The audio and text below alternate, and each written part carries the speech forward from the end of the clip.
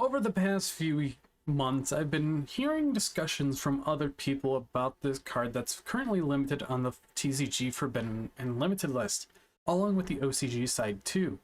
This is one of the cards that also has been recently forbidden in Master Duel, and it's very interesting of a topic because there's multiple sides to it. Of it should be at 1, it should be at 0, and I kind of want to address my opinion on this relatively quickly, but I may ramble on a little bit. And this is on a card that we all remember from the Synchro to the Exceed to even the Link era of the game, being able to help us get easy access to materials, to easy Exceed material, or even Link material. And that card is Instant Fusion. Instant Fusion is a normal spell card as it pays 1000 life points. You special summon one level 5 or lower fusion monster from your extra deck, but it cannot attack. Also, it is destroyed during the end phase. This is treated as a fusion summon, and you can only activate one Instant Fusion per turn. This card is a very powerful card depending on what deck you're playing. It also goes in hand with a few other cards through time and space, as we saw with things like Medolce with all their level 4 and level 3 targets that they ran, just to help out get things like MX Saber Invoker or even generic rank 4s out, to just being able to summon out a free material of anywhere from a level 1 all the way up to a level 5 for synchros, and just an extra body for Link summoning. Now, I normally remember Instant Fusion from using it with Elder Entity Norden. This is one of the cards that you primarily used Instant Fusion on back in the day of around 2016 to 2018. I think around that time, maybe late 2017. And we've seen Instant Fusion come in and out of the meta constantly with so many niche and interesting choices. We saw people running Instant Fusion in Orcus to summon out Elshadal Winda at the end of the turn, so you can protect it with Dingrisu through your combo. We also saw it summoning out things like Millennium Eyes Restrict as a hand trap counter for your combo decks, being able to target an effect monster your opponent controls are in their graveyard, equip it, and that monster's effects are negated while it is equipped to this card, which is very powerful of a fusion monster. But it also had some other FTK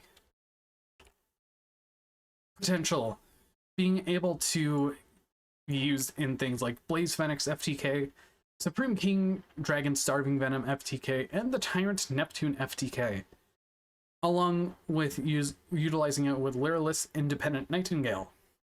So being able, for utility purposes or even for FTK purposes, this card has always been in the limelight of is it healthy or not. Looking at it, the card at 1 has seen play here and there as a one-of staple, so you could summon out a Millennium Eyes Restrict if needed, or if you need to, I would say, summon out a monster of a level of the category. And I think that's why they printed something like Ready Fusion as a somewhat replacement to summon non-effect monsters from your extra deck for extension. But since it's non-effect monsters, you can't have something like Independent Nightingale being summoned, a hand trap blocker, or a free floodgate. So let's get into this whole entire thing. I do want to talk about a concept of it. If it were to be banned, what could possibly happen? Well, if it was banned, it would hurt decks that use fusion monsters that are level 5 or lower. Primarily things like Prinkid, but that's fine because they're not doing so hot, or even other decks that have effect fusion monsters. But if it's something like Flame Swordsman, you have Ready Fusion for that. Now, cards that could possibly come back if Instant Fusion was forbidden would be things like the Tyrant Neptune and Supreme King Starving Venom.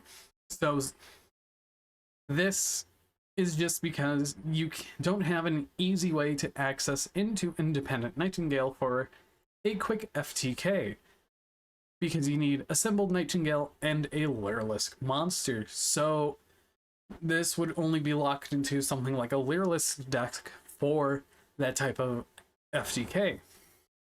Now, it's all just based around burn damage, and we've seen burn damage FTKs before, like your Blaze Phoenix FTK, your Cluster Amaryllis FTK, or even Samsara Lotus FTK, but they've dealt with cards in those FTKs alone to keep them legal. But honestly, right now, Blaze Phoenix is one of the cards that I really like to see get hit in the TCG because of the implications that it has coming into the future of the game.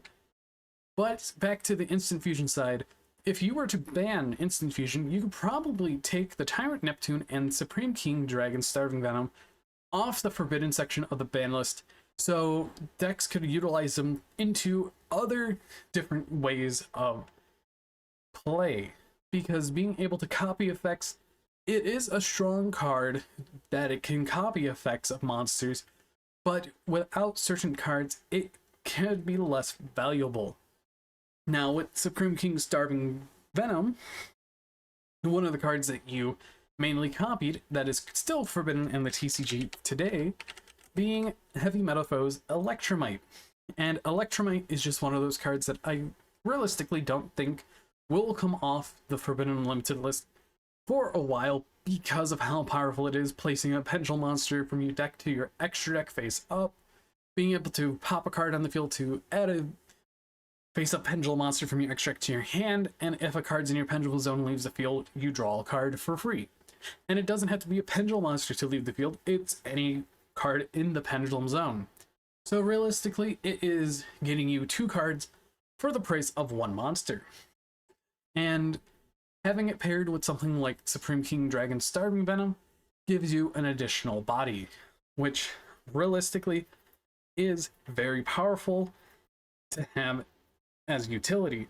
But without Electromite here, it becomes a very cool utility piece that Pendulum decks could use, especially in things like the Zark Magician deck that I want to start trying out soon, because it really fascinates me how it runs.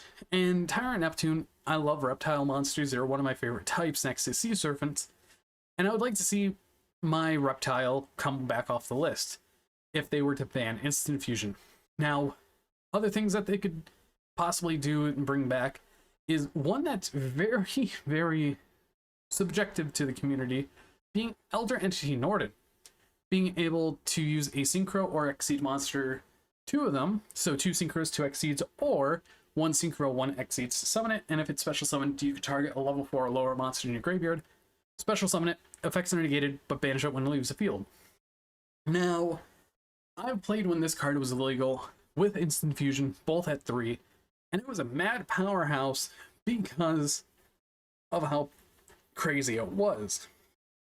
It was played also in the Fusion Sub Zoo deck, which I played, and that deck was really skill intensive, and the mirror match was a lot of fun.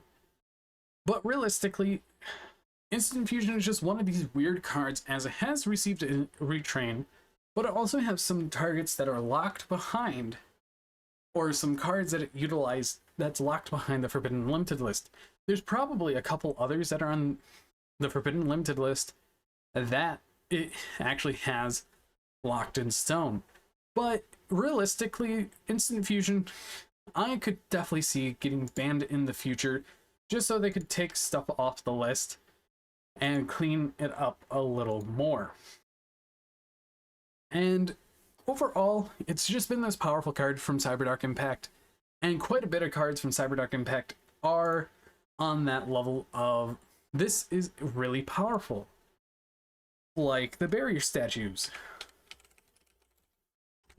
And Cyberdark Impact really aged well for its time for being one of the weaker sets of GX, but that is what happens with over time with card creation and all that, especially with the Vanity's Ruler and Vanity's Fiend, and a lot of your burn cards like Chain Strike and Chain Demolition. But I want to know you guys' thoughts on instant fusion and should it be banned or not. But anyways, I've been Boltspider. I hope you guys did enjoy this video. But anyways, see you all in the next video.